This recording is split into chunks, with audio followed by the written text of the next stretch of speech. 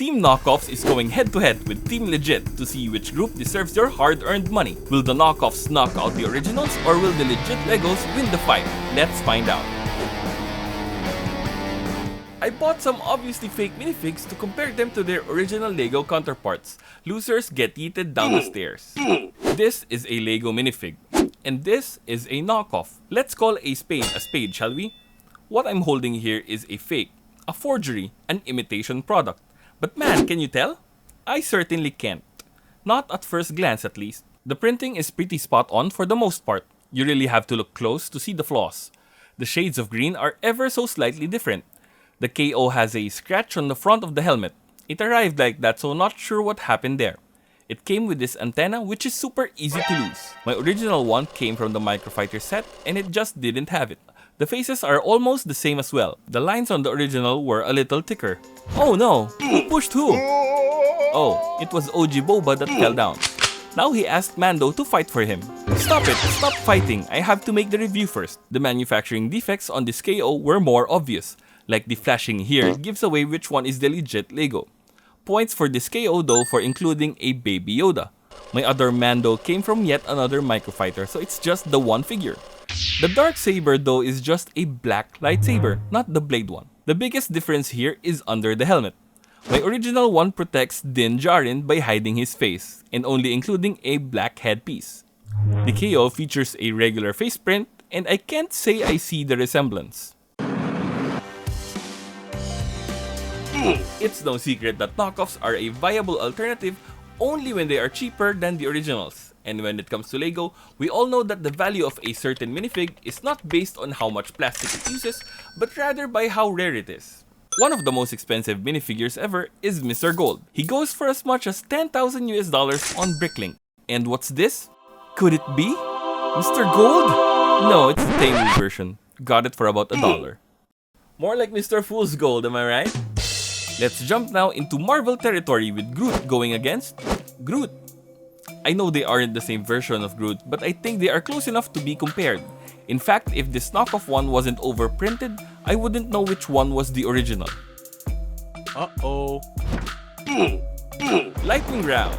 Raccoon versus Raccoon. The printing on KO Raccoon is okay, but his torso is too loose and often easily detached from the legs. He is also missing the goggles on top, but it comes with a cute Widow Raccoon. Ow, it bit me! This is Thanos. And this is Thanos if you ordered him from Wish.com. Ridiculous and ill-fitting headgear aside, I like the Infinity Gauntlet in minifig scale. Black Panther versus Black Panther. I like this single-piece construction for the head of the Panther compared to the cap that you have to put on for the original. But this Shuri head, I don't like it. It feels off. I would much rather have a plain Shuri head with a hairpiece than whatever this is. It's time to talk about the elephant in the room. These are fakes, plain and simple. Reverse engineered molds but with cheaper plastics and looser quality controls allow them to cut costs and pass the savings on to you! One thing that always bothered me about non-Lego minifigs is the fact that you have to assemble them. And I don't mean connecting the head to the torso and the torso to the legs. I mean putting the arms on the torso and making sure you got the orientation correct or you will end up with a cursed minifig that is facing the wrong way. Then you put on the tiny hands into the tiny hole and you have to push it in without slipping or you will hurt yourself.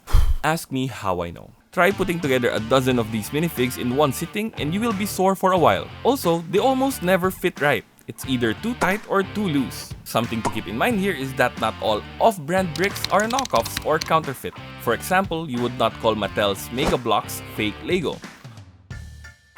Another brand is Keyplay Q-Man. They make Lego-compatible bricks that, as far as I can tell, are original designs. They even license IPs like Pokemon, Naruto, Ultraman, and others. I have a few of these Keyplay Q-Man sets around, and if enough people are interested, I will make a video review of them. Earlier this year, I decided to no longer make regular Lego reviews. I also stopped buying Lego sets. A review's purpose is to show you, the viewer, the good things and the bad things about a certain product. To give you a balanced point of view while being entertaining and pleasant to watch. A review has to be 1. Relevant, and 2. Timely. So that means I should be showing you the latest shiny thing from Lego. But being a channel with less than 1,000 subscribers, that means I am non-monetized. I also have no sponsors, no Patreons or anything, and it's just impossible to compete with anyone. I'm not trying to turn this into a sob story, but it's just a fact that Lego is expensive.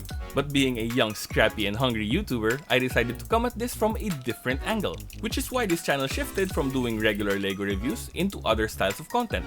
We are currently exploring 3D printing Lego and alternative Lego. If you are new here, please consider subscribing by clicking the subscribe button down below. We have amazing videos coming soon, so be sure to come back and watch more BrickScore.